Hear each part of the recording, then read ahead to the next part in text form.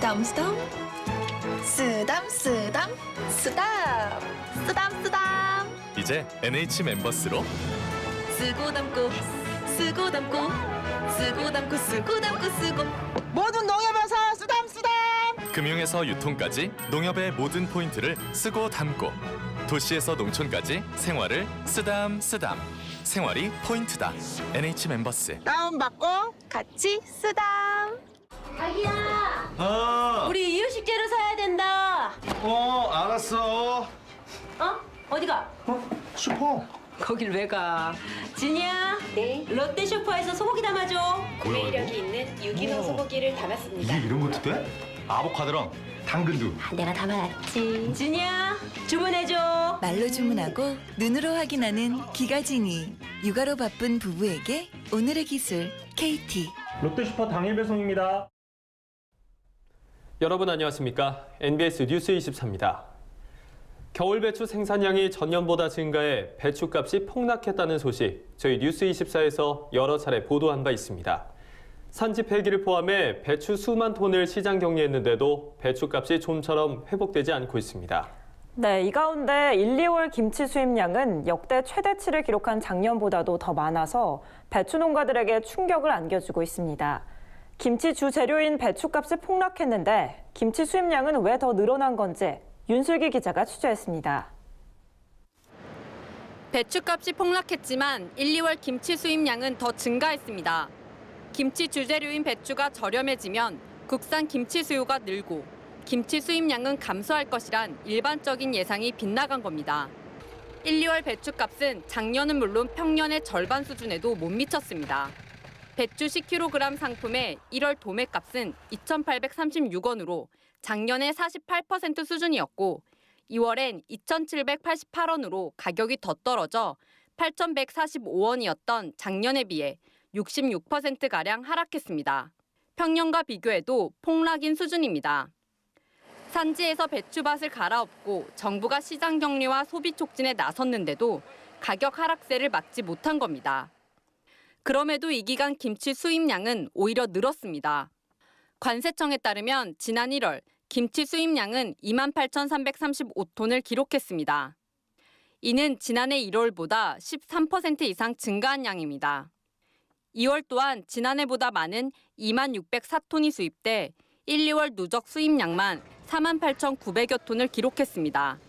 작년 같은 기간보다 8%가량 늘어난 양입니다. 전문가들은 이 같은 추세가 지속되면 올해 김치 수입량이 역대 최대치를 경신할 것이라고 전망합니다. 작년 김치 수입량이 29만여 톤이었던 점을 고려하면 올해 김치 수입량은 30만 톤을 넘을 것으로 보입니다. 전문가들은 이 같은 현상을 두고 국산 배추 가격이 더 이상 김치 수입에 영향을 미치지 않는다는 것을 보여주는 방증이라고 분석합니다.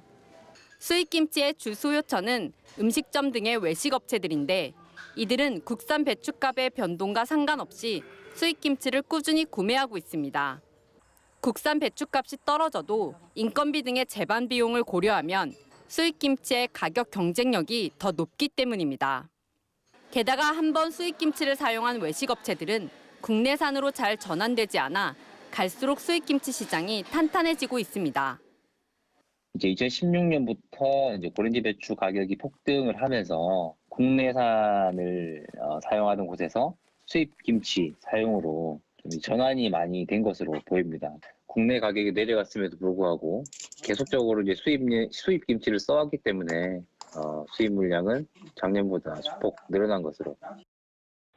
김치 배추값은 폭락하고 있는 수준인데 김치 수입은 갈수록 늘어나는 이런 정보가 어디 있습니까? 정말 의가 탑니다. 배추가 가장 많이 소비되는 음식인 김치. 김치 수입 물량이 증가할수록 배추 재배 농가들의 시름은 깊어져만 갑니다. MBS 뉴스 윤슬기입니다. 배추값 폭락에도 불구하고 김치 수입이 늘었다는 안타까운 소식 전해드렸습니다. 김치 수입 급증은 배추값에 악영향을 줄 뿐만 아니라 국내 김치 산업에도 심각한 타격을 주고 있는데요. 이에 정부가 김치 품질 표시 제도를 도입하는 등 뒤늦게나마 김치 산업 육성 방안을 마련했다고 합니다. 이현경 기자입니다. 최근 농림축산식품부가 국산 김치의 품질 경쟁력을 높이고 국내외 시장을 넓히기 위한 김치 산업 육성 방안을 발표했습니다. 이에 따라 농식품부는 먼저 국산 김치의 품질을 높이기 위해 김치 연구개발 로드맵을 수립해 시행하기로 했습니다.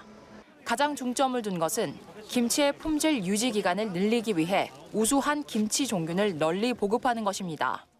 김치에는 다양한 미생물이 존재하는데 우수 종균의 경우 김치의 미생물 환경을 장악할 수 있는 능력을 가지고 있기 때문에 품질 균일화, 품질 유지 기한 연장, 맛의 향상 등의 특징을 가질 수가 있게 됩니다.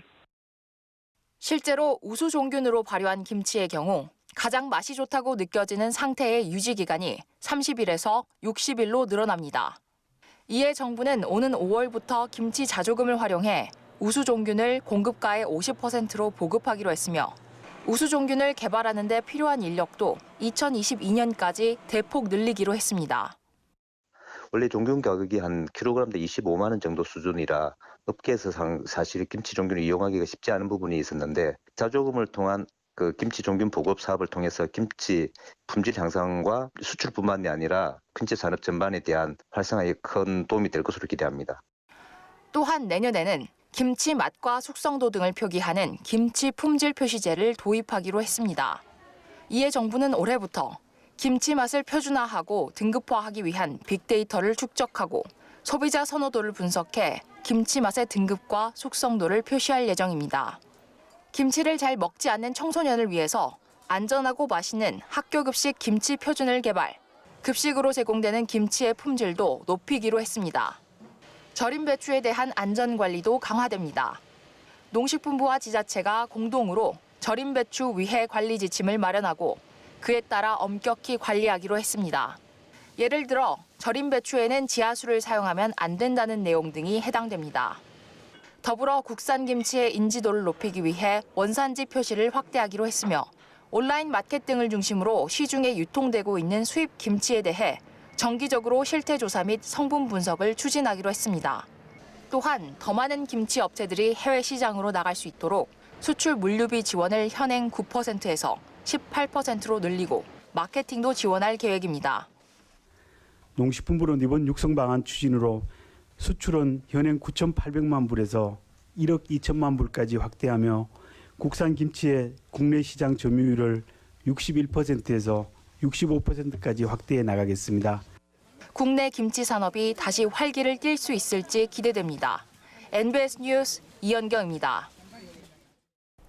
배추값 폭락에도 김치 수입이 확대됐다는 내용과 함께 정부가 김치 산업 육성에 나섰다는 내용의 리포트를 연이어 보셨습니다. 그렇다면 김치의 수입은 왜 이렇게 늘어나는 건지, 그리고 국산 김치 수요를 확대할 수 있는 방안은 없는 건지 취재 기자와 함께 자세히 이야기 나눠보겠습니다. 네, 윤슬기 기자, 배추값이 바닥인데 김치 수입이 늘어나는 원인이 있을까요? 네, 쉽게 말해 수입 김치의 수요가 그만큼 탄탄하다는 겁니다. 수입 김치의 주 수요처는 음식점 등의 외식 업체들인데 이들은 국산 배추값의 변동과 상관없이 꾸준히 수입 김치를 구매하고 있습니다.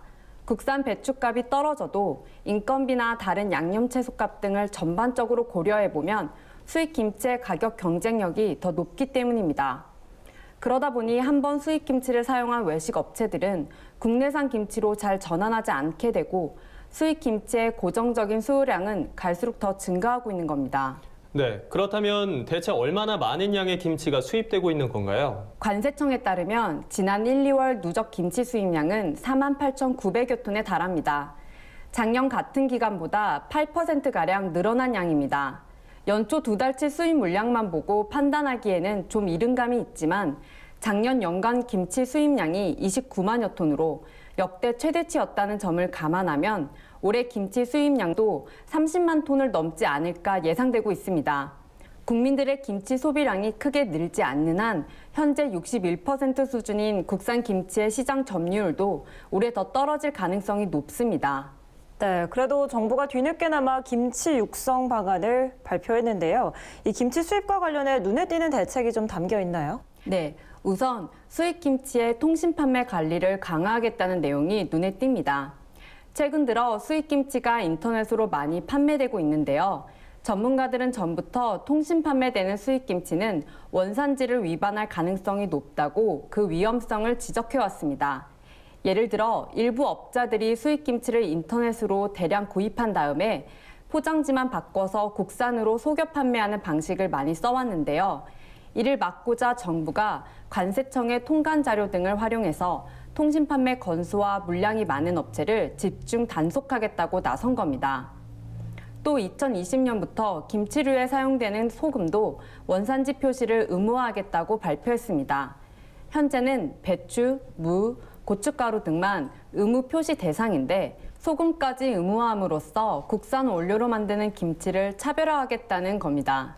네, 그렇다면 이 외에도 혹시 전문가들이 제안하는 국산 김치 수요를 늘릴 만한 다른 대책은 없습니까?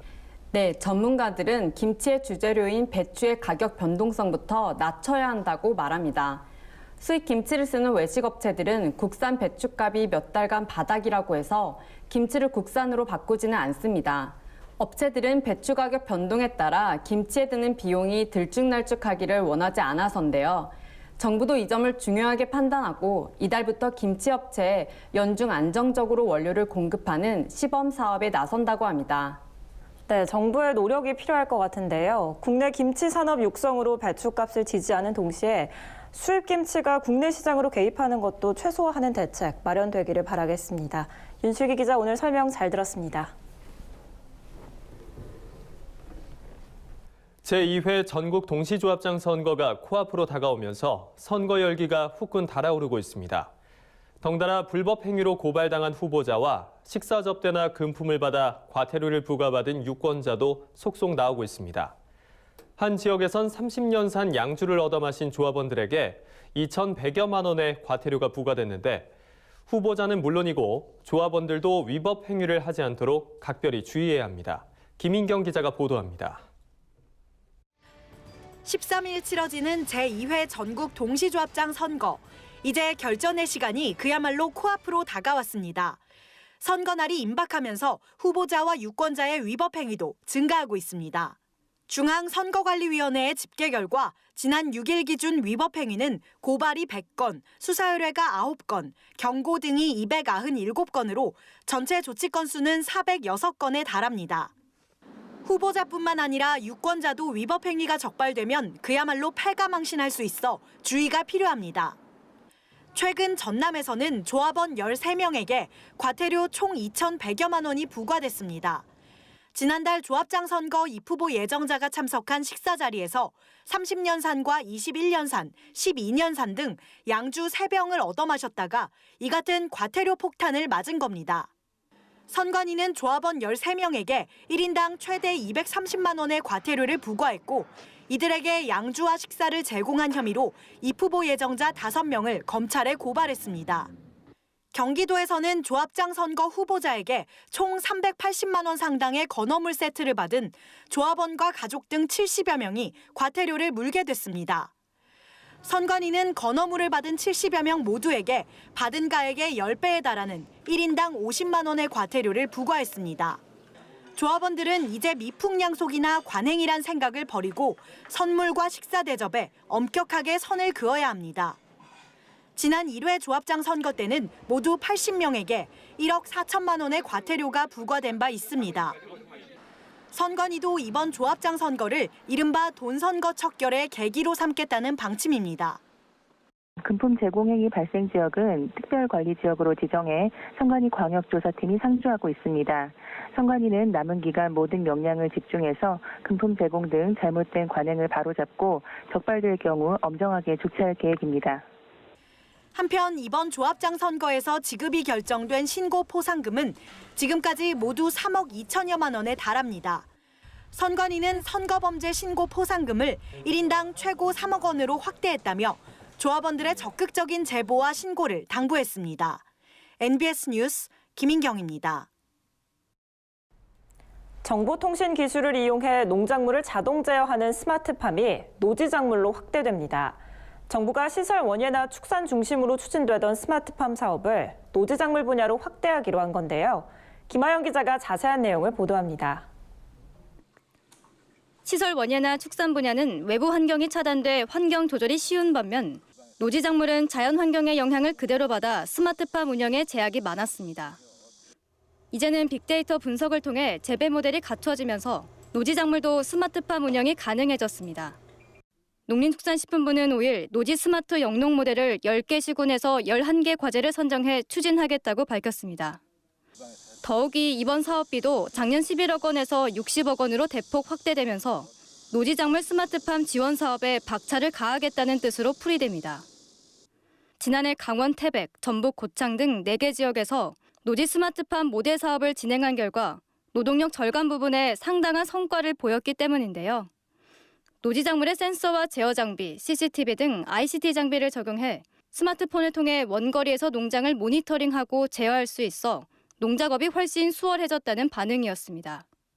실제로 자동 관수 시스템을 도입한 고랭지 산간 지역에서도 농가들의 만족도가 높았던 것으로 알려졌습니다. 상당히 농업 편의성에 대해서는 상당히 향상됐다라고 이렇게 농가들의 반응은 되게 좋았습니다. 농격에서도 이제 관수가 가능하기 때문에 충분하게 노동력 저감이 가능했었고 CCTV를 통해 가지고도 이제 농장 상황을 볼 수가 있어서 상당한 농업 편의성이 향상됐다고 볼 수가 있습니다. 특히 올해는 노지작물 전체로 확대되면서 채소뿐만 아니라 과수부터 특자까지 다양한 품목으로 추진된다는 점에서 그 의미가 큽니다. 노지작물도 스마트팜으로 운영하게 되면 원격 제어 시스템을 통해 물, 비료, 병해충 등 체계적으로 관리할 수 있고 불필요한 농작업이나 농자재 투입도 줄일 수 있습니다. 또 가격과 기상 정보 등 데이터를 기반으로 노지작물의 수급 조절이나 재배 시기 등 의사결정에도 도움이 되기 때문에 정부가 이 사업을 꾸준히 추진하고 있는 이유이기도 합니다. 지자체 농업기술원 농업기술센터가 현장에서 직접 기술을 안내하고 농정원은 노지에서 발생하는 데이터를 수집해 농가 지원 서비스를 제공할 예정. 농식품부는 전문가 지원단이 현장 애로사항을 듣고 컨설팅을 제공하면서 우수한 모델을 발굴할 계획입니다. 지식과 경험에 의존하던 일반 노지에서의 농작업이 데이터에 기반한 영농으로 전환되면서 농업인의 편의성과 생산성이 증대될 것으로 기대됩니다. MBS 뉴스 김아영입니다. 농촌진흥청은 매달 이달의 식재료를 선정해서 누구나 쉽게 따라할 수 있는 조리법과 함께 유익한 농산물 정보를 제공하고 있습니다. 3월에는 또 어떤 식재료와 조리법을 추천했을지 최다희 기자가 소개합니다. 농촌진흥청이 3월에 식재료로 선정한 농산물은 바로 보리와 새싹채소, 그리고 목이버섯입니다. 이 중 보리는 쌀과 밀, 콩, 옥수수와 함께 세계 5대 작물 중 하나로 손꼽히며 우리나라에서는 쌀과 밀보다 먼저 주식으로 이용돼 왔습니다. 보리의 종자는 겉껍질이 잘 분리되는 쌀보리와 그렇지 않은 겉보리, 그리고 맥주보리로 구분되는데 쌀보리는 밥, 겉보리는 밥과 보리차, 엿기름 등으로 사용해 왔습니다. 최근에는 보리소주와 보리술, 보리빵까지 다양한 메뉴에 활용되고 있는데 특히 전복 보리죽과 해물보리 누룽지탕, 보리 카스텔라 등으로 요리해 먹으면 색다른 맛을 느낄 수 있습니다. 동의보감에서는 오곡지장이라 불렸을 만큼 오곡 가운데 으뜸으로 꼽히는데요. 보리는 암 예방에 좋은 베타글루칸과 기운을 북돋아주는 비타민 D 등이 풍부해서 봄철에 많은 도움이 되는 곡물입니다. 봄철에 먹기 좋은 또 하나의 식재료, 바로 새싹채소입니다. 새싹채소는 작물의 종자를 싹 틔운 것으로 종자가 발화할 때 효소 등의 활발한 대사작용을 하기 때문에 각종 영양소가 풍부합니다. 또한 식감이 부드럽고 소화 흡수율이 높으며 뿌리부터 잎까지 모든 부위를 먹을 수 있다는 장점이 있습니다. 새싹채소는 별다르게 조리하지 않고 샐러드와 비빔밥 등에 생으로 넣어 먹기 좋은데 이때 새싹채소를 식초물에 충분히 씻은 뒤 섭취하면 좋습니다. 조리하지 않은 새싹채소를 먹을 경우에는요, 식중독을 일으키는 살모넬라균과 또 대장균, 리스테리아균과 같은 해로운 박테리아가 살기 좋은 환경을 만들어주기가 쉽거든요. 특히 임산부라든지 노약자와 같은 면역 체계가 약한 사람들은 새싹채소를 생으로 먹는 것은 피하시는 것이 좋겠습니다. 또한 봄부터 가을에 걸쳐 화렵수의 고목에 물이 지어 자라는 목이버섯도 3월에 먹기 좋은 식재료로 손꼽힙니다. 이제까지 목이버섯은 전량 수입에 의존해왔지만 최근 좋은 품질의 국산 품종이 개발돼 생산되고 있습니다. 연한 것은 생으로 먹기도 하지만 주로 말려서 저장해뒀다가 잡채나 국수, 전골 등의 고명으로 올려 먹으면 좋습니다. 색다른 조리법으로는 목이버섯 현미 강정, 목이버섯전, 목이버섯 피클 등이 있습니다.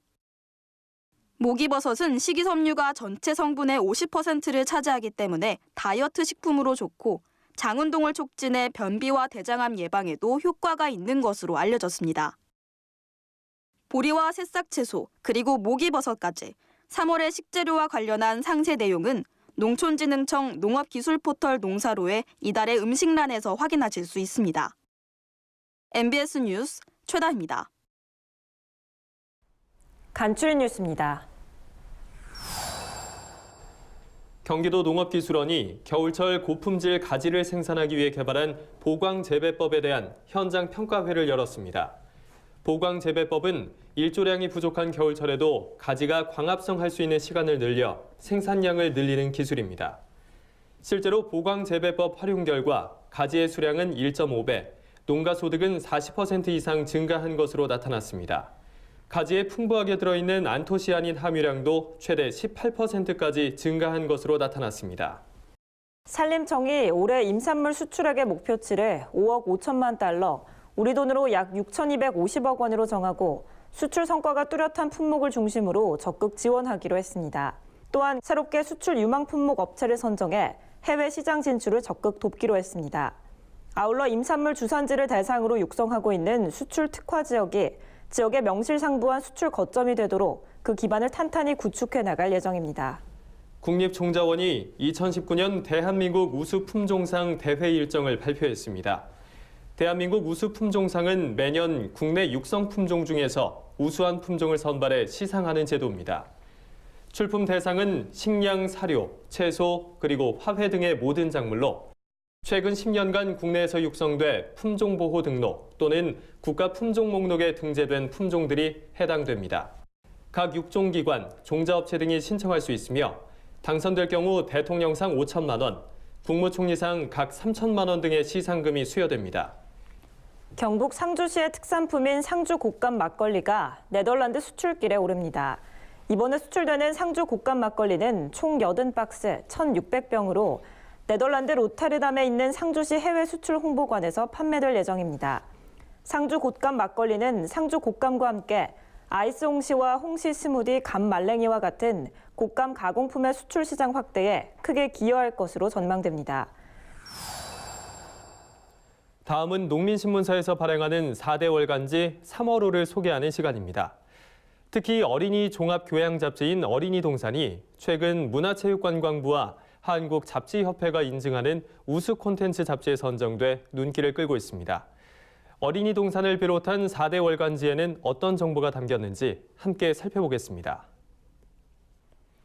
먼저 종합생활정보지 전원생활입니다. 이번 특집 기사에서는 유튜브를 활용해 나만의 콘텐츠를 올릴 수 있는 방법과 함께 광고를 통해 수익을 내는 구조에 대해서 자세하게 소개하고 있습니다. 또한 현재 20만 명의 구독자를 보유하고 있는 인기 유튜버 신방골주부 조성자 씨를 통해 어떻게 하면 유튜버로 성공할 수 있는지 그 노하우도 정리했습니다. 다음 기사에서는 봄철 특별한 여행지로 경북 안동시를 소개합니다. 먼저 노블레스 오블리주의 상징이라고 할 수 있는 임청각입니다. 자신의 재산을 모두 팔아서 독립운동에 바쳤던 만석군 이성룡 선생의 생가이자 무려 9명의 독립투사를 배출한 곳으로 유명한데요.